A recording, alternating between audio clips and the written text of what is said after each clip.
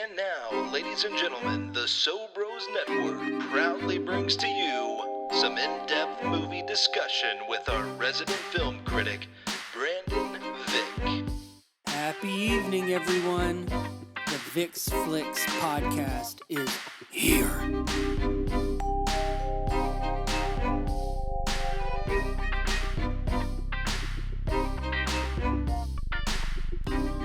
Welcome back for another episode of the Vick's Flicks podcast right here on Nashville Movie Dispatch. I'll be your host for the show, the EIC at So Bros Network, Big Natural Stoney Keeley. You can follow me on Twitter at Stoney Keeley, collectively at So Bros Network, and of course all of our work reviewing and talking about the world of film at NashvilleMovieDispatch.substack.com. Joined as usual by the star of the show himself, the man whose namesake it bears. He is a board member of the Music City Film Critics Association. He is a member of the Southeastern Film Critics Association.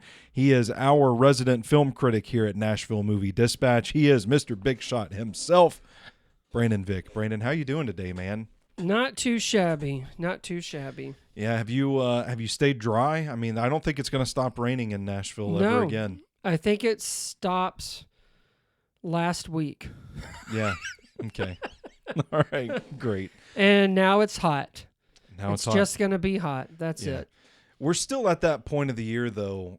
I sat out yesterday evening, and a breeze was blowing as the sun was setting, and it still actually felt cool. And I thought, this is nice. It's warm outside, but the breeze is still cool.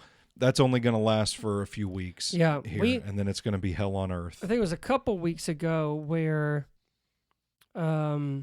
it's like it was borderline just kind of a little chilly, but we sat outside on the back porch with some wine and just sat, and I was like, this is nice. Like, I'm not sweating. Yeah. It's not humid. The bugs aren't eating me alive. So I also want to talk because you just recently had gone to a bookstore that you guys like to visit. Yeah. Mm-hmm. What is it? Harper's Books on the Square in Lebanon, Tennessee. And the same day I stopped by Parnassus at Green Hills. Yeah. And I just thought, why are bookstores feel so comforting? I don't know. I mean, for me, I think it's it's one of the few places I can go and kind of turn my brain off for a little bit. And I just like browsing. I don't go in with anything in mind. Me too. I just like to go and see what's new, what they have. I like a good used bookstore because you can really find some weird stuff in there for like $2 or $3. I know. And what was it? Bookman, Bookwoman out at Hillsborough Village area was really cool. I've never been there. Yeah. Well, it's I forgot what it is. It's out of business now. Yeah. Basically, if you walk down from the Bell Court and take a left, it was down there, and it was like almost like in this old house. Yeah. But you would cut through. See, I love it. You would have. I love that you stuff. would have. Yeah, I remember my wife and I always going in there, and even like if I needed to waste time before a movie or something. But even Parnassus, like I love the way it's set up. It kind of reminds me of the bookshop that Meg Ryan owned and You've Got Mail. Okay, now we're talking. It's because they have it set up, but they also have like just the way things are laid out, and then they have like almost in the corner you go in through this little house thing, but it's actually where all the kids' books are. And I got a couple for my son, but I just thought, but yeah, I have no intention of buying anything, and I'll even pick some up, and it'll be like $22. I'm like, nah, like, and I know like used bookstores, you got a better shot at it, you know, and McKay's I think has been our spot for a long time. I don't know for me, I don't want to speak for you, but there is something that kind of feels like that experience has waned a bit in recent years, that people don't go to bookstores the way that we went to bookstores when we were kids. Yeah. And so in a way, there is something comforting about it. It just the practice itself, just going into a bookstore, feels kind of nostalgic. Like we don't do this enough anymore. Enough people don't do this anymore. There used to be like any small town you went to had a used bookstore somewhere. Yeah. You could go in and find something, and it's not the case anymore. You really have to seek these places out.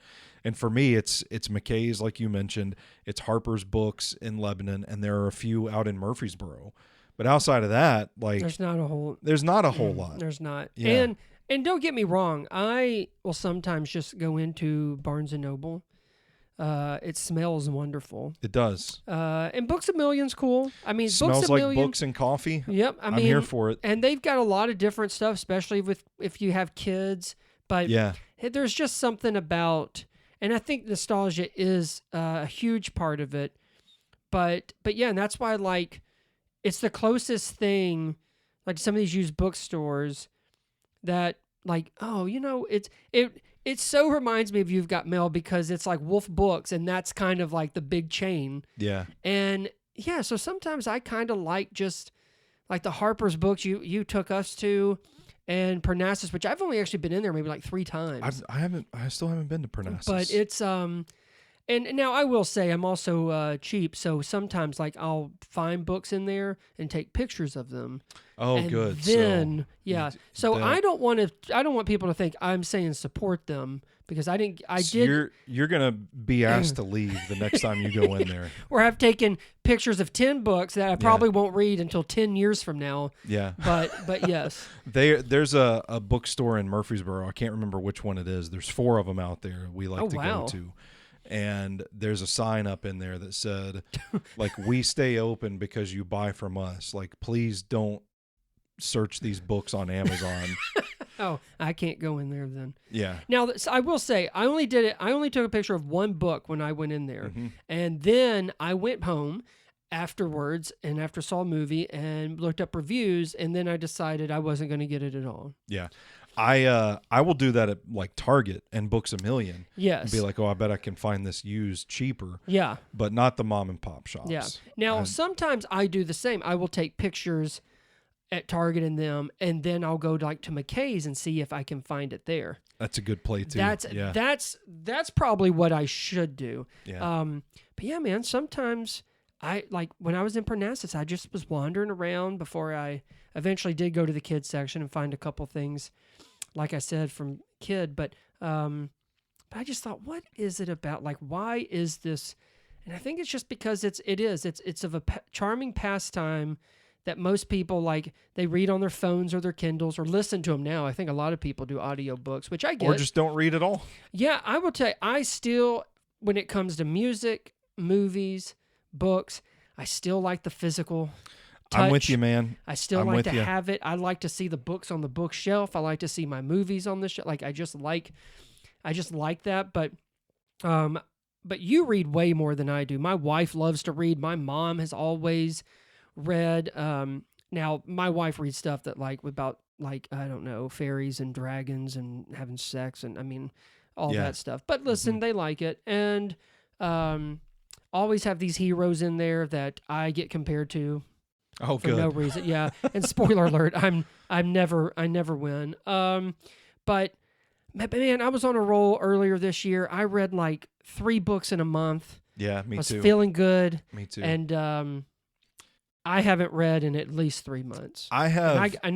I have stuff on the shelf that I could easily read right now, and that's what bugs me. But I have bookmarks in 7 different books now. But they're mostly there are only 3 of them. I'm sorry, 4 of them that are actually continual stories. The rest are poetry books where I just read a poem or 2 at a time and put the bookmark back in. I've got one up here that is just a book of football plays, so every page is a different play. Okay. So I can just pick that up. Those I can understand. Like a collection of Stephen King short stories where I can read one at a time. Yeah. But that's what I did. Tom Hanks has a book of short stories. Yeah. So that I get. I don't know how you could read 3 different fictional stories. Well, they're not fictional. Okay. I can't do 3 different fictional books at the same time. One's fiction, one is how to build a defense from the ground up in football, and then one is the old GM of the Green Bay Packers, his sort of manifesto, so to speak. All right. Then that so it's I a little have no different. gripe with Yeah. it. Okay, because I'm about to say I don't know how you can switch back and forth, but you're reading totally different. Not even genres. You're reading Yeah, it's like you said, either a short story or a poem or a football play. So that makes sense. But yeah, I love now when I start a book, I'm really good at like I will go until I finish it. yeah. But then I am guilty of taking long breaks. But yeah, I've been wanting to read that nonfiction book that Tarantino wrote. Oh yeah, I want that too. That's I don't even have that what one. I would like to read. You can borrow it. You can probably read it before I will. But yeah, I was really proud of myself earlier this year. I was on a roll. There you I go. even downloaded Goodreads, and I thought, I love Goodreads. I'm gonna mark what I've read and rate and everything. And anyway, the key is to buy smaller books closer to novellas, and then you can really rack up the numbers. well, here's the thing: I don't really read like long, like what I consider long is like 300 pages oh yeah, in the 300s. My wife's reading one now that's almost 800 pages. It'd take me forever. I'm like, it would I take me would forever. not. She's like, if you would just read one. I was like, I'm not even reading shit that I like. So anyway, I just wanted to get that out because I knew you were a big reader, and we just both happened to be at two kind of small, charming little stores that books. But I tell you what, Harper's had a good selection. We got a bunch of kids' books there. Basically, my son will always probably get a book wherever we go. Harper's is awesome too because they do have a new section where you can go get contemporary stuff. Yeah. But the bulk of their store is used, and they still sell at used prices. There's a place in Murfreesboro. I don't want to take shots at anybody, but this guy sells old ass books but charges like regular prices. Like you have to really look to find something that's less than $5 in there. No. And I picked up something one day that was like, oh, I've been looking for this to add it to my collection. It was a Stephen King book. I don't remember what it was. Used, like the pages are bent and folded, the cover and the back cover are a little scraped up and frayed. And I flipped it over, and the back said $17.99, and I was like, "You got to be fucking kidding me!" No. I put it on the shelf, and I told my wife, "Let's leave." Yeah. Well, apparently you have quite a few options up there in the borough. So it's Harper's is great because it's right there on the square. You can go. There's a nice bakery there. I don't remember the name of. Me but neither, you can but it's go delicious. Get a croissant, get a pastry. You can go book shopping for a little bit, tuck into the bookstore for a while, and then there's a lunch spot right there in Town Square Social that the rooftop is now open for. Yeah, my sister-in-law just so happened to go on a date there not too long ago. Is that right? I don't think they're on the rooftop, but I found it very odd that Of she all went places. of all the places. Yeah. And then Cedar City Brewing is right there on the square that for some looked cool. brews. It's a great spot to gotta spend go an back. afternoon. Yeah. What have you been watching lately? We Great haven't even told question. people. I'm guessing you saw because you pressed play on the episode. We are going to be talking about the Phoenician Scheme today. You're going to be talking about the Phoenician Scheme. I saw it. As of this recording, I saw it last night. Yeah. So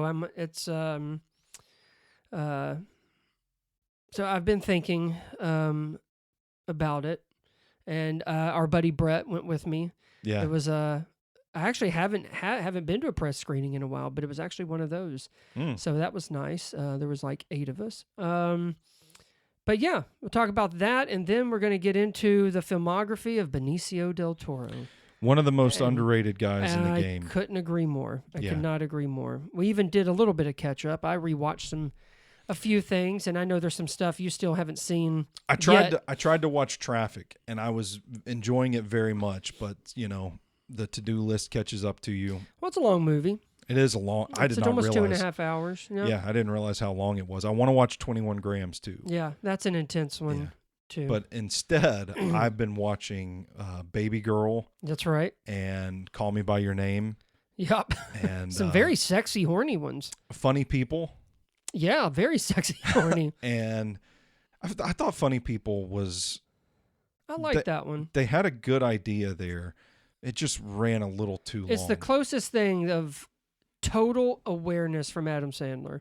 Yeah. Of what he has done and what he does. And not that he's regretting in that, but it's very much in the spirit of Adam Sandler, kind of playing off of Adam Sandler's career. I felt like it was one of his best roles. Yeah, I would agree. Yeah. And then I just watched my annual screening of Grown Ups to kick off the summer. Oh, yeah. I think I saw you gave it like Was it 2.5? It's a 2.5. I'm shocked you get. I just thought for just pure. Well, I mean, the way it it's makes you not, feel. but it's not. I mean, I can acknowledge it's not a good movie. Well, okay, It's yeah. not So like your a rating, well-made your rating's movie. not based on like your enjoyment.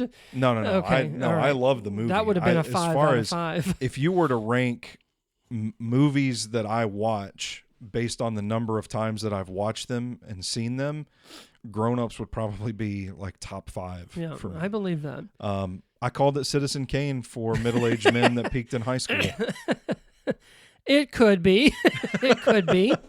I see it. Yeah. Baby Girl was a little. I was a little disappointed in it. I thought it was a little less erotic than I thought it was going to be. Well, it can be and a little overhyped. more boring. And also, I just refuse to believe that a woman's unhappy when you're married to Antonio Banderas. That's part of it too. refuse Yeah, do it. I thought that Harris Dickinson's character would be a little more suave, and he just kind of is like dumb bro in it. Yeah, and it but- kind of surprised me. It is, and there are. It's not very seductive. Well, it's not, but it's not seductive, I think, in kind of the general way, but it is one where he knows he can get away with some stuff because of where she's at in her life. Yeah, But I do think it's one of the better Nicole Kidman roles in a while, just because, one, it is pretty bold to do. She was fantastic in it. But the fact of kind of going to that headspace, but also showing like, yeah, I mean, you know, man or woman, but especially for a woman, like just because you're getting older doesn't mean you don't, you just don't like things anymore, and pleasure's yuck. Yeah, I mean, yeah. So, but I could see where, because I think I gave it maybe a 3 or so, and a lot of it is kind of the performances, and I mean, really, especially Nicole Kidman's. I did like the way Antonio Banderas. I liked where his character went. I did didn't too. quite know what it was going to be. But yeah, and you know, it came out around Christmas, so how fun. Yeah, it was a Christmas movie. Yeah. The second freaky Christmas movie that Nicole Kidman has done behind Eyes Wide Shut. Yeah. Here recently, Lilo and Stitch, which, you know, could have been worse. I was about to say, I've you gave seen that worse. the old 2.5 out of 5. I did, yep. The 2 girls in it, the 2 sisters, or the 2 that play the 2 sisters, really good. And they did a nice job with Stitch. Like, just the animation of him and stuff like that. But, man, I watched the cartoon again after seeing it. And, yeah, it's just, I mean, it doesn't compare. It's a really There's good so cartoon. much stuff that they didn't even try to do. And, you know, like I said, some stuff has that modern touch. But, you know, the whole, you know, No One Left Behind family stuff, I mean, that's there. I mean, it's not, you know, and I'm glad it is. But, you know, it's from the director and writer of Marcel the Shell. Oh, I had no idea. Yeah, so... Oh, I never... So those emotional beats and stuff make sense, but it's kind of like, you know, once again, you have a filmmaker playing in the Disney sandbox, and, you know, it's just not... Sometimes just doesn't work out. But this one, like it works out better than a lot of the others. I'll give it that. I saw the Pee Wee Herman documentary. Pee Wee as People himself. been talking about that. That's really good. We talked about it a little bit. It's just totally fascinating because I don't even think I watched Pee Wee Herman, but I always kind of knew about him, and I guess because I found out that like the first episode of his show was like 3 days before I was born, so I think I was like 5 or 6 by the time it got canceled, and then his arrest and stuff. But man, Paul Rubens is just a very interesting dude. Like he remained private to the very end, including his cancer. He was not a very trustworthy person. He did not trust a lot of people. I just saw a thing where the director, which I mean, there's glimpses of that within the documentary too, of like the director could never really gain his total trust. Oh man. Like he just that's just not who he was. And so but yeah, that one's really good. That's on Max. And yeah, I want to see the guys that did Talk to Me, that Bring Her Back. I've heard a lot of good stuff about that. And Really? as of this recording, it's about to come out. So I wanna see that, and I'd like to see Ballerina. That's coming out soon. Yeah, The Materialist coming out soon. Yep. How to Train Your Dragon coming out soon. People hearing this might have already seen Ballerina. The other stuff comes out the Friday the 13th. But yeah, How to Train Your Dragon, Materialist, and 28 Years later. Yeah, man. It's on the 20th. And the Pixar movie. Yeah, we are. We're in the thick of it now. We talked about this slate on our summer thing with the surfer. A month or so ago. And we're in it now. Yeah. Here we are. Kicking things off with the Phoenician Scheme. I was not kicking things off because there's reviews of Mission Impossible Dead Reckoning, or The Final Reckoning. The Final Reckoning. On Nashville Movie Dispatch. Yep. And there's got a review up on the new Predator animated movie, Killer of Killers. Yeah. That's on Hulu that just came out this past Friday. But the Phoenician Scheme, I'm very curious on what you'll think about it. So it came out at the end of May. It was on New York and LA. So the wide release was just this past Friday. And I'm very curious what you think, because you were, I think, much higher on Asteroid City than I was. Yeah. I also was sort of just okay with the French Dispatch. And then before that was Isle of Dogs, which I thought was fine. But I can confidently say that that this one is the best, I think, of Wes Anderson in a decade. Really? And that would put it since Grand Budapest Hotel. Okay. I really liked it. It's not... he sort of goes back to... I like the Wes Anderson where we kind of follow a couple people. And we get all these, like, kind of quirky, wacky stuff that Wes Anderson's used to. It's in a lot of the characters. But to me, like French Dispatch and Asteroid City, we want to tell so many stories about so many characters that, and keep in mind, the man doesn't do like 2-hour movies. That's really tough to feel, for me to feel invested in these characters that obviously affect the themes and ideas that he's trying to bring, because they're the vessels of it. So this goes back to like Grand Budapest Hotel, Moonrise Kingdom, where it's basically centered on a father and daughter. And then they kind of go into this, kind of cape, like it's kind of a crazy caper family adventure. Has a lot more just like straight up, to me, like physical comedy, like kind of just straight in your face. Not, there is the deadpan, obviously. This, don't get me wrong, Wes Anderson is being Wes Anderson. But I like that. I just like that structure. The kind of straightforward story, less convoluted and busy subplots and characters. I think that's one of the reasons. Another one is, Benicio del Toro, who we're going to talk about more in a minute, but he was one of my favorite parts in the French Dispatch. I was about to say, I really remember him standing out in the French Dispatch. So the fact that he's leading this one, I'm really happy about. He is, he's captivating throughout. I feel like just as an actor, he's dominant as ever. And I think there's been other situations where we've really kind of seen that come out. I think it's been a while since then.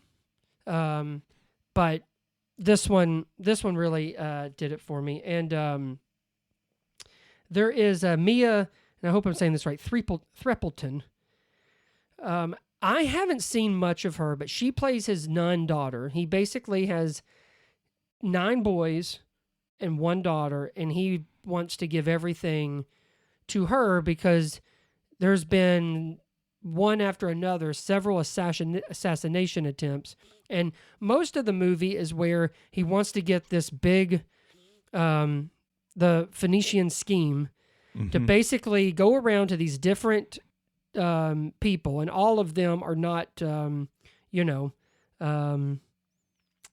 do they call them? Upright citizens? Upstanding? Upright. Well, I guess technically. Upstanding citizens, but he's trying to get, and so anyway, they go through the list, and so that's kind of what their adventure is. I did have it here on per IMDb. Has wealthy businessman Zaza Gorda, who is Benicio del Toro, appoints his only daughter, a nun, as sole heir to his estate. As Corda embarks on a new enterprise, they soon become the target of scheming tycoons, foreign terrorists, and determined assassins.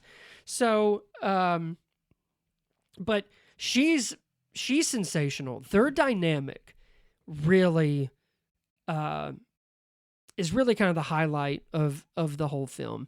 But it also gets to these themes that sometimes they're right there, in, like I would say in this West film, it is kind of more like, it's not as subtle as I think probably you kind of would like than his last one, Asteroid City.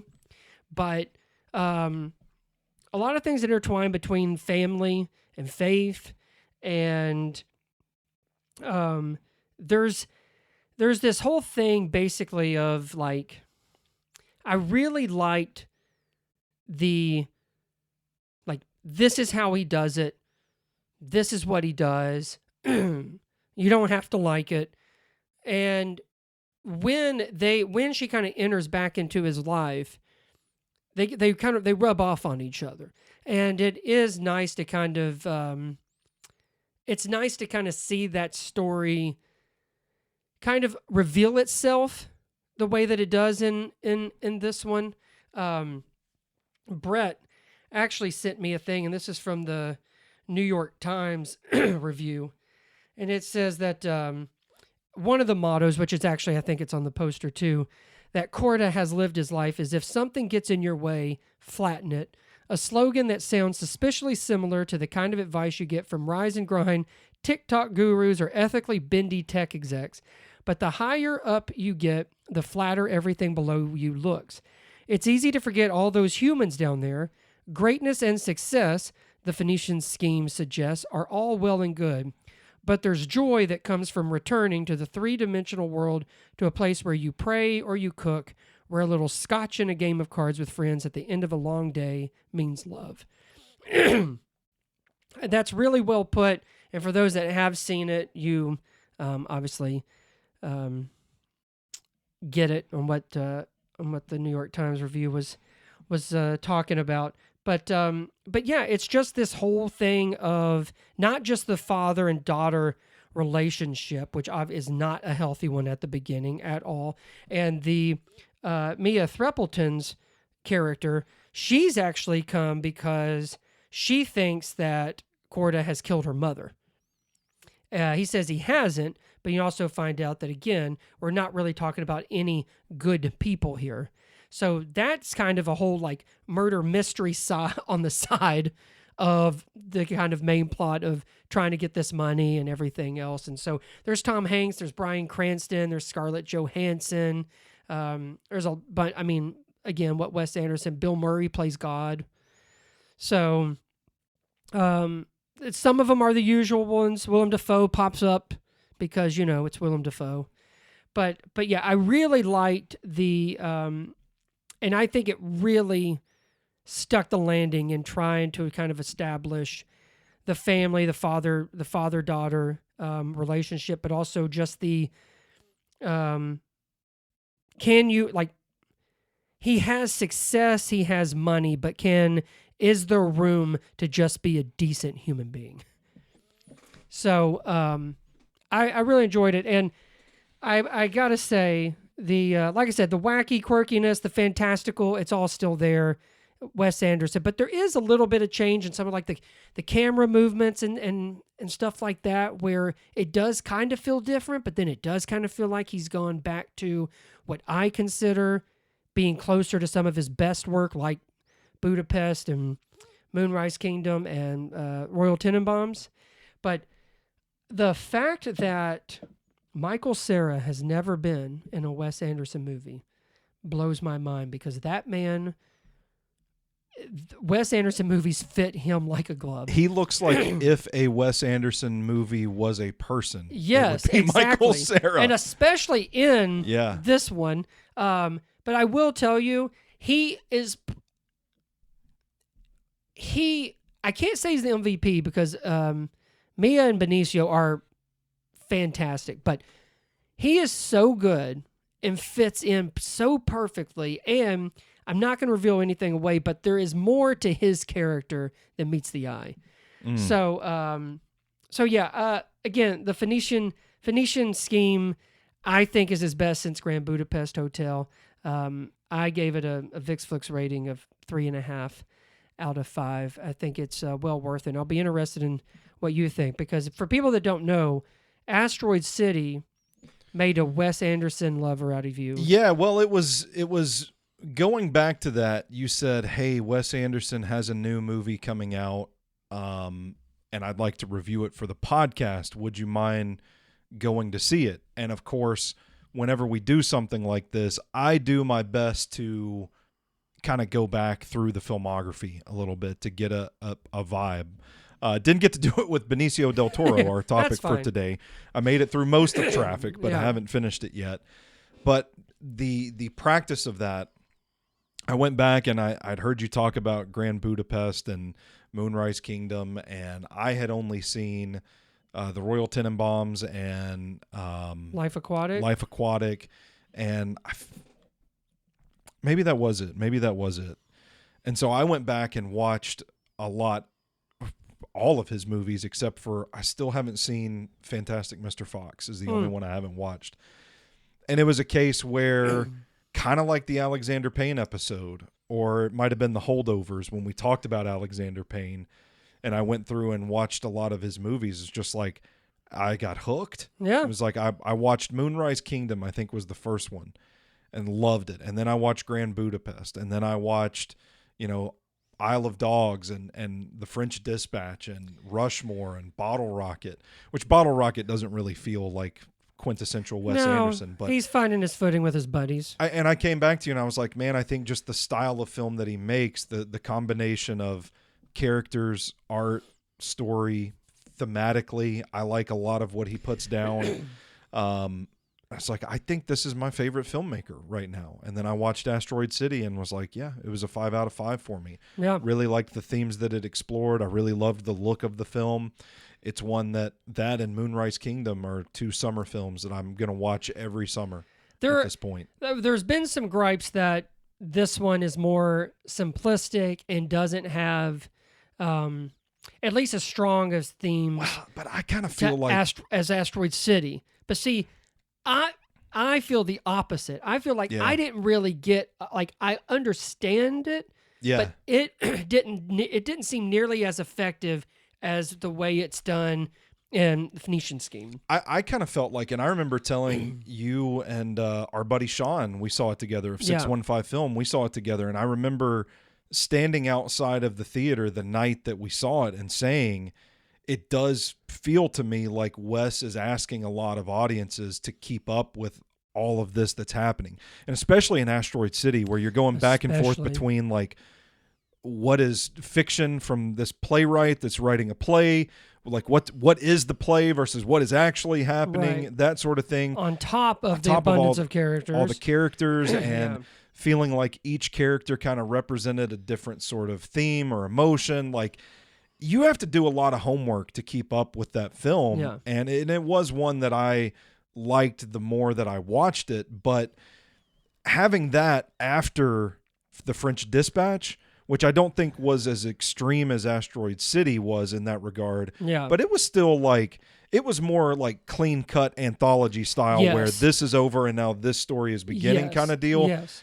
But it still felt like at the end of Asteroid City, you're kind of like, oh, he could stand to kind of pivot here, because it felt like he was starting to lose some people that were, his diehard fans were like, yes, cinema. Yeah. Wes Anderson has done it again. Some say that no matter what he does. But, exactly. But, yeah. But there is like the more casual moviegoers that it's like, I feel like they're starting to kind of, this isn't really for me, and you got to do something to pull those back in. So it sounds like a smart pivot from Asteroid City. I think, like you said, I think especially coming off of French Dispatch and Asteroid City. Yeah. I know he did the next Netflix short stories and stuff, but I do think this was a nice time to maybe change it up a bit and get kind of back to like, I don't need total structure, but I don't want like, now I do think the one thing that kind of will fall short is that these characters in Phoenician Scheme don't really last as long, and there's not really a whole lot to them. It's almost like a lot of the stuff could just basically like, there are times where I don't really know what it, like, why we're here or what we accomplished. I feel like sometimes with him and Roman Coppola, who I think they write almost everything together, it's almost like they have these things, but the time and attention is on this relationship. Mm-hmm. But as we're getting introduced to like, these top tier A-list actors, I don't really know if you really get anything out of it. Yeah. But that tends to happen in a lot of Wes Anderson's movies. Just some, maybe more than others. But just to give everyone hope, this one, Phoenician Scheme, is the closest to what I think he would make as an action movie. So keep that in mind, which is also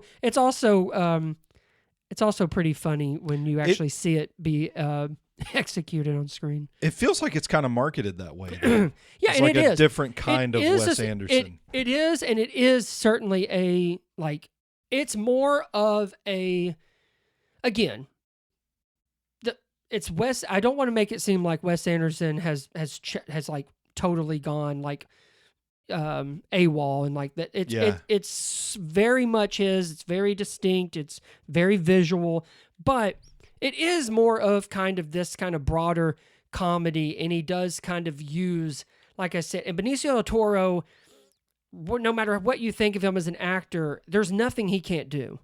So to kind of let him lead the charge in kind of more of this kind of direct, straightforward, simple comedy caper film, I think it works really well and very, very entertaining. Like I said, my favorite since Grand Budapest. What do you think about that new Criterion box set that's coming out? I know, I sent you a picture. I honestly, how much do you think that's going to cost? I mean, a regular Criterion 4K is what, $40? Yeah. And now they do have sales throughout the year. But so I'm thinking it's going to be like $500. Yeah, I do too, because you get like the 10 movies and like a 10 or 20, like there's like book, like not pamphlets, but some like kind of thing that goes with it. It's like the essays, and stuff. So I'm sure it'll be hundreds for sure. Need to hit one of my parlays this season. Yeah, you do. You need the Titans to win the Super Bowl. Yeah. Somehow you'll get money for that. But well, if I place my bet, that's what my goal is. I need money. I'll start a GoFundMe. I need money and then have a picture of you and a picture of that Criterion box set. Yeah. Well, let's talk about Benicio del Toro, the star of this film. We've talked about him before. Really, really good actor that I feel like kind of flies under the radar. It's like one of those names that, like, if you say it, people know who he is. Yeah. But I don't think he's top of mind if you were to just ask somebody, like, who are the greatest actors going in the game today? And I don't know that that's really fair to him.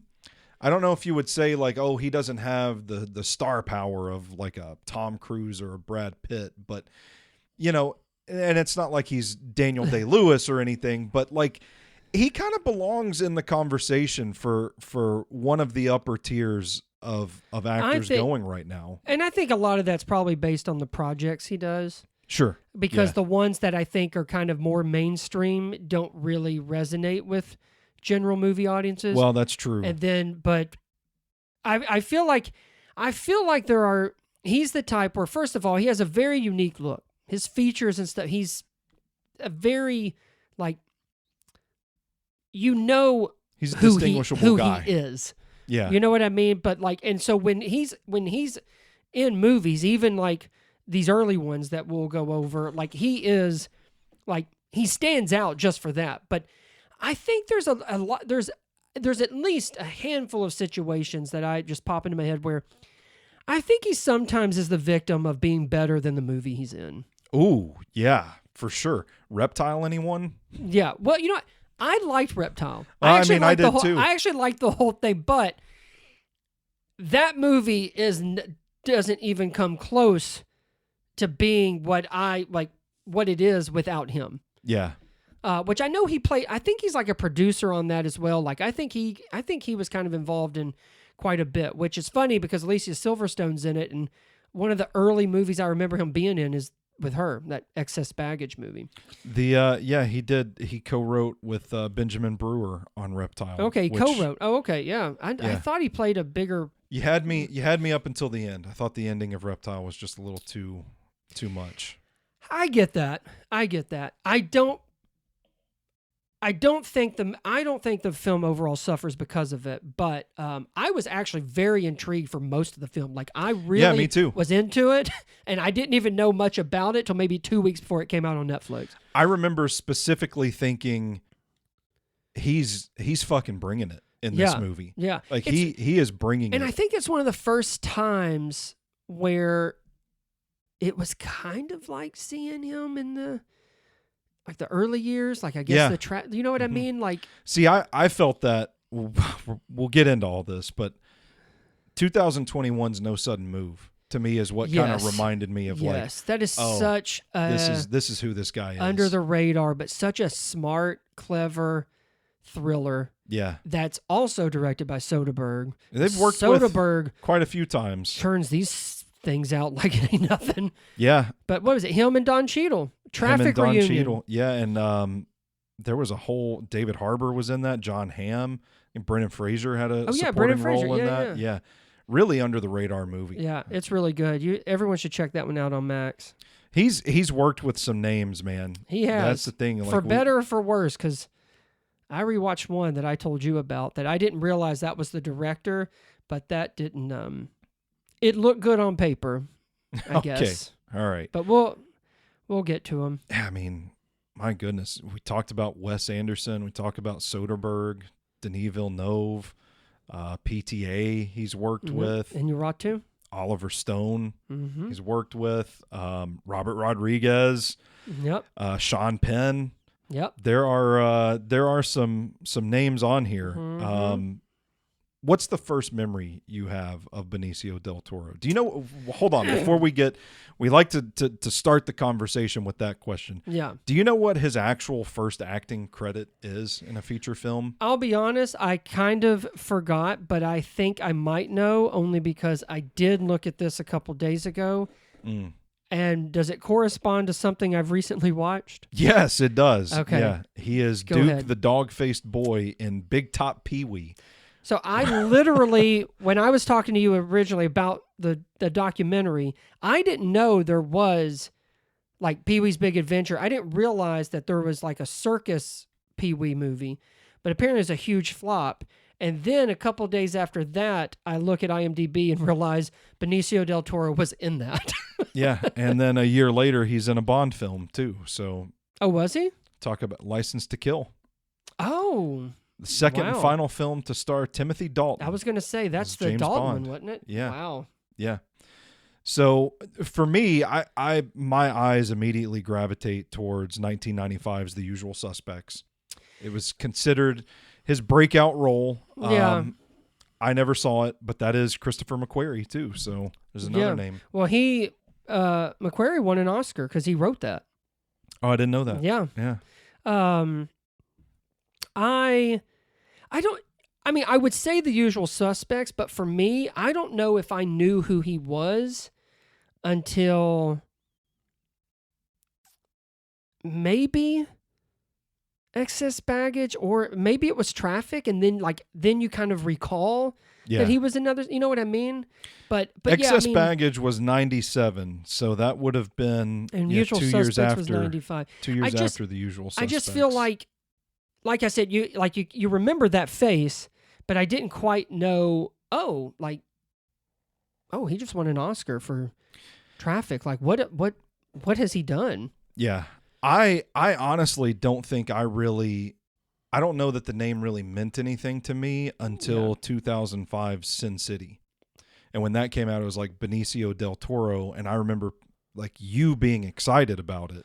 Yeah. And like, oh, this is going to be cool. It's him and Bruce Willis. Robert Rodriguez. Yeah. And like this whole style is going to be Mickey really Rourke. cool.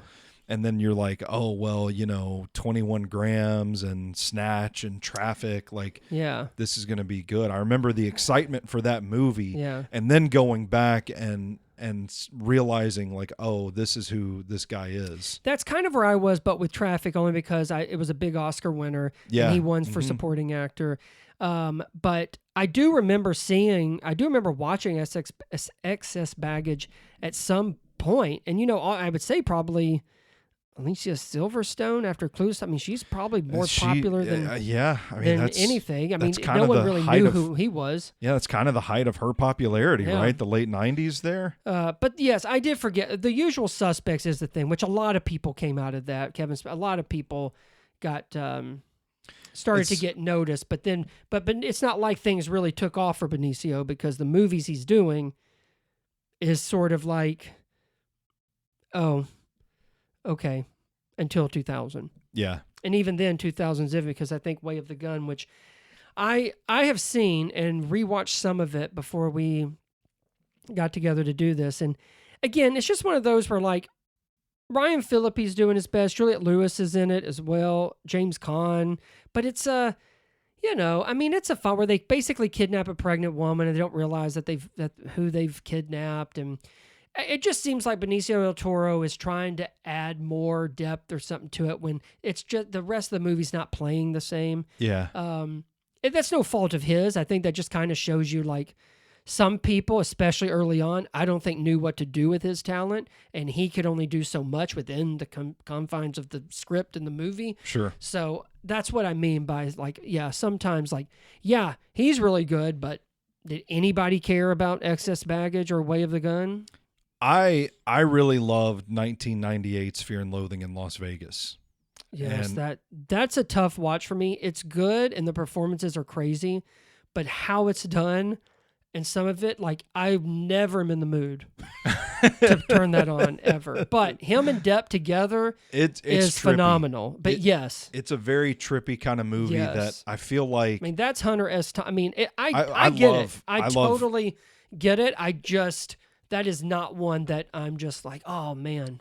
I watch it every summer, but it is like late summer. I'm going to be sweaty while I watch it. It's got to be like if I can watch it late at night where like I've had a couple drinks maybe and like I'm in and out of sleep. I'm fighting delusional. It plays pretty perfectly. That is quite a state of mind to be in to watch. Kind of what I love about the movie is how it really does kind of, I don't know, it takes you out of your own head, so to speak. Yeah, it does. I mean, it's amazing what they do. I just like I don't think I can get there. And so then I think, how the hell Depp and Del Toro must have really, like, how do you get into that headspace and stay there and do? I don't know. And do a material like that, but I don't know. But listen, they're superb together. I have the Criterion of that one. Yeah, so I like the cover of that one. It's a really cool one. Yeah, I got it at Danger Zone Video one day. There you go. They go from Fear and Loathing in Las Vegas to Del Toro's 2000, pretty big. Traffic, which you said, as you mentioned, wins an Oscar for Best Supporting Actor, right? Yep. Yeah, was supporting. The Way of the Gun in 2000, Snatch. So Guy Ritchie. Add his name to the list of directors that Del Toro's worked with. I liked him in it. Obviously, I think Brad Pitt and love him, but that whole ensemble is so good. It's an ensemble. And again, he fits right in, just like with Traffic. I love that starts and ends with him. Yeah. In two different places after everything that's gone through. But I know you've started and haven't finished it, but I love what Soderbergh does, but what the part that Del Toro plays is just is so good, and it's so like it's such an internal struggle of trying to do what you think is right. And then as things start to uncover, and how it's all connected to traffic, which is in this case is really drug trafficking and different people and the different perspectives, but it all kind of revolves around this one thing. But I thought his character was really good. And of course, I mean, he's in Mexico. I mean, you know, so I don't know. It just feels so authentic and raw and emotional. Like there's real, and Michael Douglas is great in it too. Yeah. I forgot Dennis Quaid was even in it. And Catherine Zeta-Jones, before she becomes an Oscar winner for Chicago, is in it. But I just love, I would say, now Fear and Loathing is a different thing, but I do think that will always be one of his most iconic roles. For sure. But I think Traffic was probably, that's when he found the right role and was really able to kind of dig into it, that showed like, oh, like if you thought it was there, it really came out, I think, between Fear and Loathing and Traffic. And then it just so happens he's got like Way of the Gun again, that kind of falls on kind of the generic, like it's pretty forgettable. He's good in it, but then Snatch, you know, kind of playing, you know, it doesn't have to be the star, but is memorable. These are we're getting into some of the characters and films that he's mostly probably known for and will be remembered for. What did you think of 2001's The Pledge? Directed Sean Penn, starring Jack Nicholson, had an ensemble of supporting characters in its own right. Yeah. I never saw it. And honestly, this kind of feels like a movie that I would have heard a little more about at the time. Like it would have been kind of cool. Like, oh, Jack Nicholson, it's a psychological mystery drama, and Sean Penn's at the helm.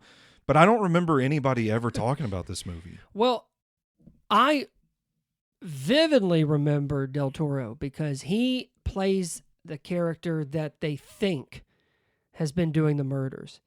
But he is like, I don't know if it's ever done, and I haven't seen it in a while, but he's basically not all there. He's basically mentally like disabled. Okay. But his look, he's got like long hair and like you can kind of barely understand what he talks like. When I first saw it, it was kind of a bit scary because I think just by like judging and prejudice, he plays the character as if like, yeah, of course he's the one doing it. I mean, look at him. I just remember his look and the way that he talks. Like it's very, and it's very crucial to kind of this whole movie because basically Jack promises he's going to find this girl, promises the mom. And I'll be honest, I kind of want to go back and watch it again because I'm a huge fan of Jack, but I remember it feeling very long and very slow. And I would like to tell you that you get rewarded at the end, but you do not. Like, okay. I wouldn't even call it a thriller. It's more of like a psychological drama of just a man who's just like obsessed eventually. It's kind of like with Zodiac where like nothing ever really gets solved. It's kind of about the guy, but and the closest thing he gets is thinking that Benicio that they found the murder. And Benicio, like I said, plays a pivotal part in that. But yeah, his whole approach as far as just the look and the way he talks, it's as clear as day. And it was sort of scary. There's a 2-year gap in his filmography before he's back at it in 21 Grams, which earns him another Best Supporting Actor nomination. Doesn't win it this time. That's the year Mystic River. Tim Robbins takes the supporting actor role. Wait, let me make sure that's right. Yeah, Tim Robbins, yeah. Well, and that's in your Raw too. Alejandro Inarritu did go on to do The Revenant and other stuff and Birdman, but I would like to go back and watch that. I didn't get a chance to do it before this, but it's speaking of Sean Penn, he's in it. Naomi Watts is in it, and and I just remember it being a very intense film with three terrific performances, and I think Naomi Watts may have been nominated too. I don't know if Sean Penn did. I think it was only 2 of the 3 that got nominated. Let's see. No. Was it no, just it was just Del Toro. Okay. All right. So, but yeah. Oh wait, no, she was in the leading category. Okay, I was saying because I knew it was a very performance-driven film, but yeah, also with Inarritu, now knowing what I know now, doesn't really surprise me. Yeah, and then he's also in The Hunted that year, which was him and Tommy Lee Jones. Now I did rewatch that one. Now that one I was surprised because that's from William Friedkin. Yeah, who did The Exorcist and what's the Gene Hackman one, To Live and Die in L.A. Mm-hmm. Or is it the French Connection? I think it's the French Connection because we've talked about that one before. But I think he also did direct To Live and Die in L.A. So I think he did both of those. But that's one that kind of looks good on paper. Yeah. And there's nothing really wrong with Del Toro or Tommy Lee Jones in it. It's the simple, like, Tommy Lee Jones trained him, and now he's on the loose and he killed people, but the reason he's doing it isn't necessarily that he's a bad guy. He has his reasons. You just may not agree with them, but it's sort of cheesy. It's like an hour and a half, so it's very, like, you can tell you got 2 really... at this stage, you got 2 very talented veteran actors that are trying to make more of a script and a story that just, again, it's just not there. It's really not that thrilling because it's played as like this action, it's called The Hunted, but it's not quite, it sounds better than it is. Sin City in 2005. Awesome. It's good. He's good in it. It kind of feels like another situation where it's like one of those ensembles. He's a supporting character, so it's kind of hard for him to really stand out, but he's good in the scenes that he's in. Yeah, I agree. 2007, he's in Things We Lost in the Fire, him and Halle Berry. Yep. That's another kind of performance-heavy drama. I remember him being good at it, and that was kind of like Halle Berry, like one of her first things that sort of kind of reminded people about with Monsters Ball, because she would go on to do different stuff, but that one, but I just remember the acting was really good and that they were good together. Yeah, I never saw that one. And, that was a small one. 2008, he's in Che, which is a biographical film about the Marxist revolutionary, Che Guevara. They ended up doing 2 films. I remember going to the Belcourt and watching both because you could do it like back to back. Oh, really? Film. Yeah. Again, I think it's the first part I think the first part I remember feeling like that was overall better than the second one. But for him, he's great. Like that's one of his finest performances. Yeah, that he's done. And that was one of the first ones that came to mind when I thought about him as like the leading man. Yeah, and it feels like that was just a role that he could really kind of embody and go there, and he the proof is in the film. I mean, this kind of seems like awards fodder, but it didn't really. No. Was it just not good enough? Or do you think sometimes I think depending on whatever the competition was and if it made money and was then doing both parts but releasing them, I think they came out at the same time. Like I said, you could see it like as a back-to-back, some of the art house stuff. Like, I don't know. I just don't. I think it was more of like a political thing than more of like I was about his to say, acting. the subject is kind of tricky. Did Soderbergh do that? Yeah, it was Soderbergh. Okay, I thought so. It's not like Timothy Chalamet playing Bob Dylan. Yeah, exactly. Exactly. And, happy and the figure is controversial, so I'm sure all that plays a part. But his acting, if he got nominated, I wouldn't have been shocked at all. That could have been a Best Actor nomination, I think. I did not realize that he has a cameo as himself in Sofia Coppola's Somewhere. Yeah, in I didn't either. 2010. And then 2010 is also The Wolfman. It's one of my favorite movies that he's in. That cheesy. I was about to say, we can acknowledge probably not the best movie, but to me it feels like right at home alongside the old Universal monster movies. Yes. I agree with that. The vibes in it are to me the biggest draw to it. It's a legendary tale, a legendary character in cinema history. I like him, and I like Anthony Hopkins. Me too. I'm with you. And oh gosh, who plays the detective? Hugo Weaving. Emily Blunt's in it. Emily Blunt's in it, but yep. Hugo Weaving's kind of a nice foil when he shows up. But to me, it's like, I don't know if that movie didn't have spooky season, I don't know how much I would enjoy it. No, that's very true. But because it has spooky season, every October it's one that my wife and I sit down and watch. Us too, because it's a guilty pleasure. Yeah, is what it is. In 2012, he is in Oliver Stone's Savages.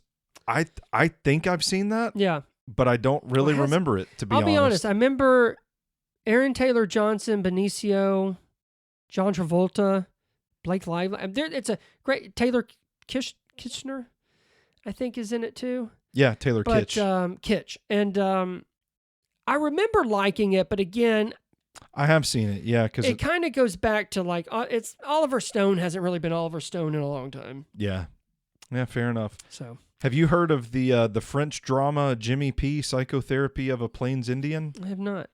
He's in that in 2013, and that's when we meet him as the Collector in the MCU as an end credit I loved scene. him. I loved him as the Collector. Didn't do a damn thing, but I love to see him play dress up. I'm with you.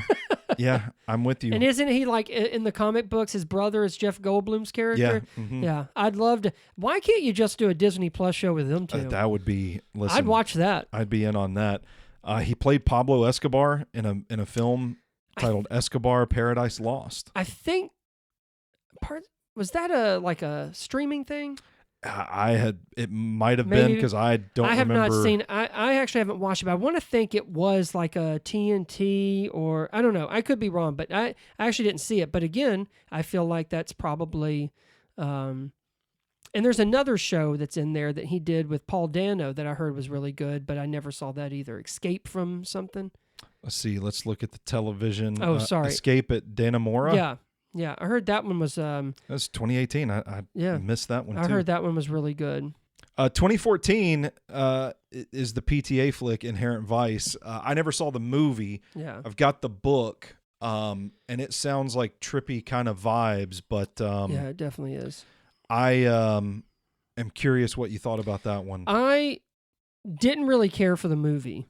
And Joaquin Phoenix, Josh Brolin, Owen Wilson. Yeah. And honestly, and this probably isn't the best thing to say on Benicio del Toro podcast, but I don't remember him in that.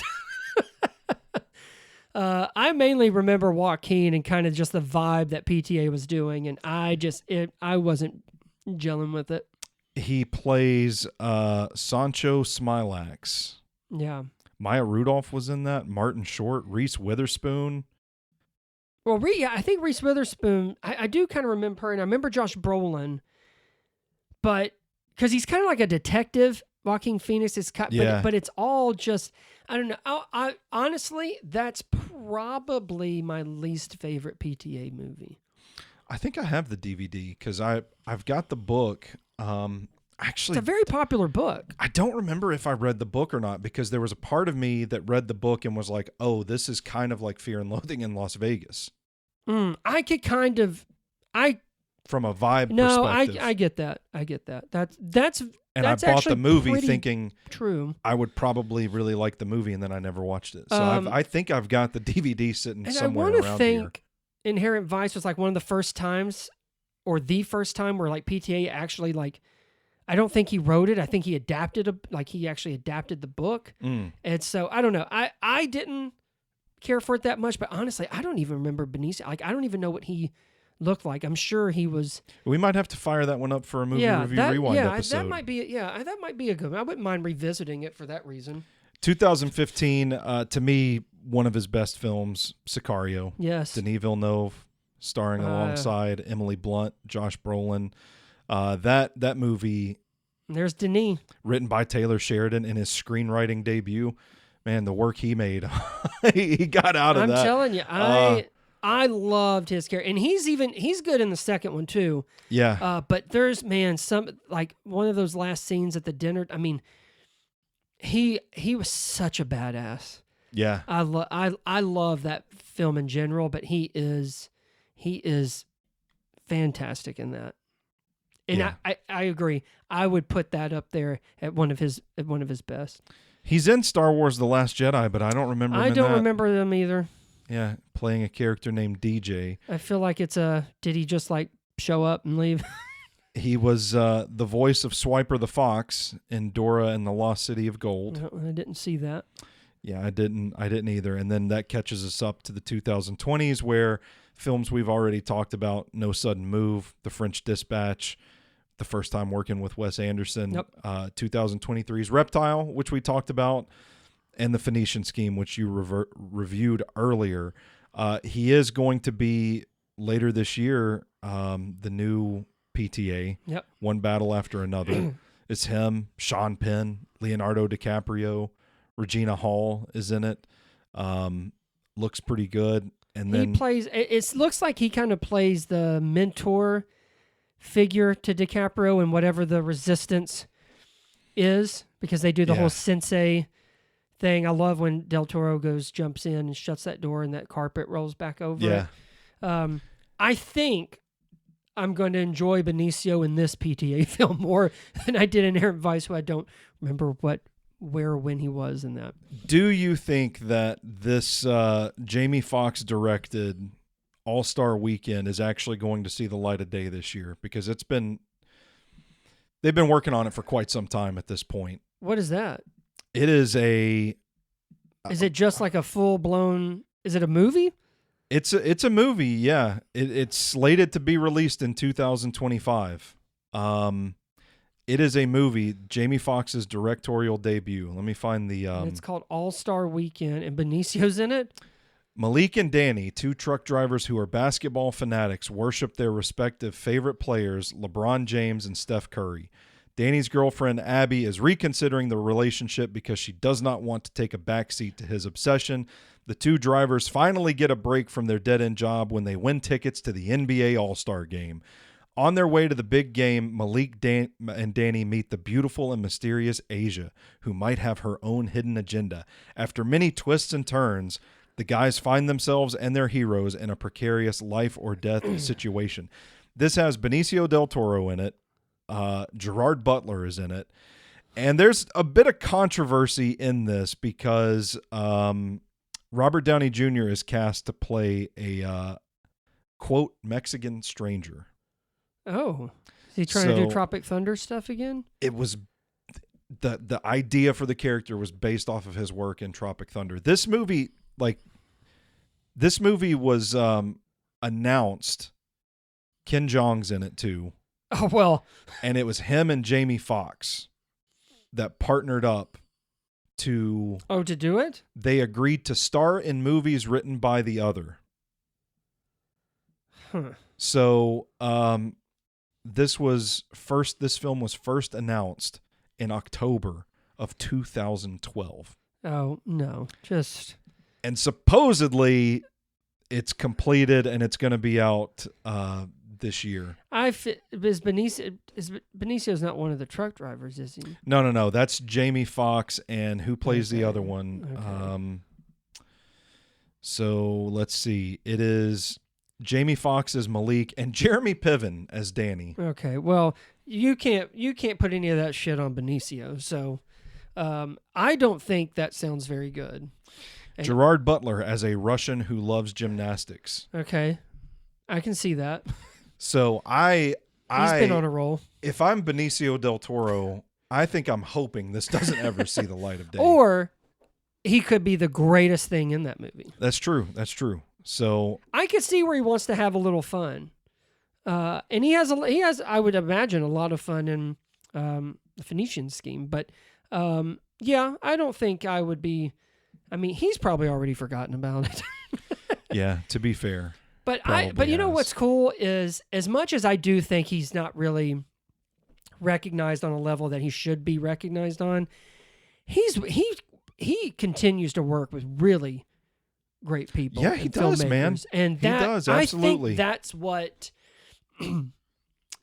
I think that's what I respect about him the most. Like, he's worked with Wes Anderson again. He's working with PTA again. He works with Soderbergh, more than a few times, and I'm sure he'll be in other Soderbergh stuff. But I love seeing like a big Wes Anderson movie, and his name is at the top. Yep. I I'm with you. really like seeing it, and he is, I think, one of the best performances of the year in So, Phoenician Scheme. And I bet I'm really looking forward to the one and One Battle After Another. yeah, me too. I think it'll be a good year for Benicio if that All-Star doesn't come out. So, getting caught up. Sorry, you know what's going to happen, don't you? What? He's going to get nominated for supporting actor for the PTA movie, and then in February, All-Star Weekend's going to come out. Yeah. So that brings us to the ever important question: Benicio del Toro, Mount Rushmore. I think the first three came to me pretty easy, and I think it would be Traffic, it would be Sicario, and it would be Fear and Loathing for me. I agree. I agree with Traffic, Sicario, Phoenician Scheme, and that last one is kind of tough, only because I kind of want to go with something where he's more prominent. Yeah. So if that's the case, just based off performance alone, and again, it's been a very long time since I've seen it, but I would probably go with 21 Grams. Yeah.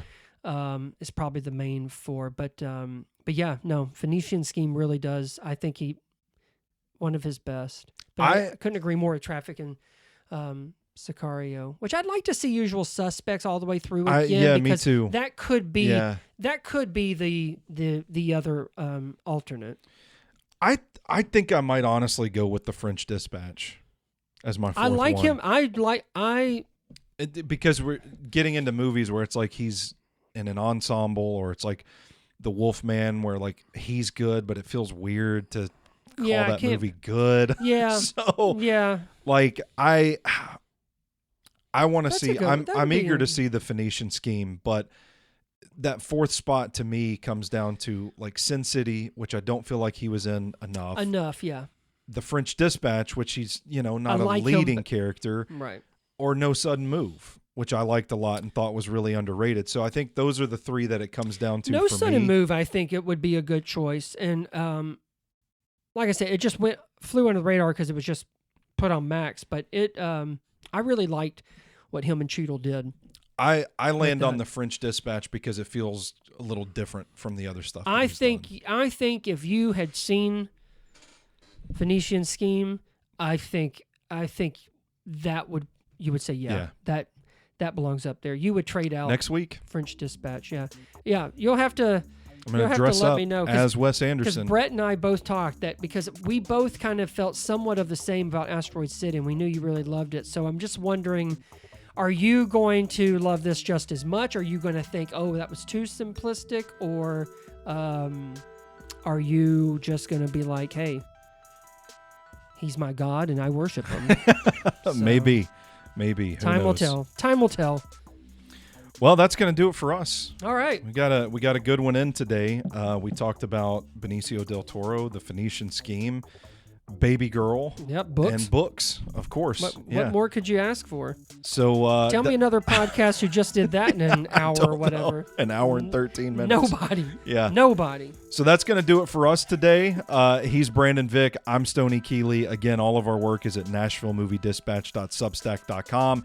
And, of course, you can subscribe to the Nashville Movie Dispatch podcast catalog wherever you take in your podcasts. Until next time, you stay classy, moviegoers.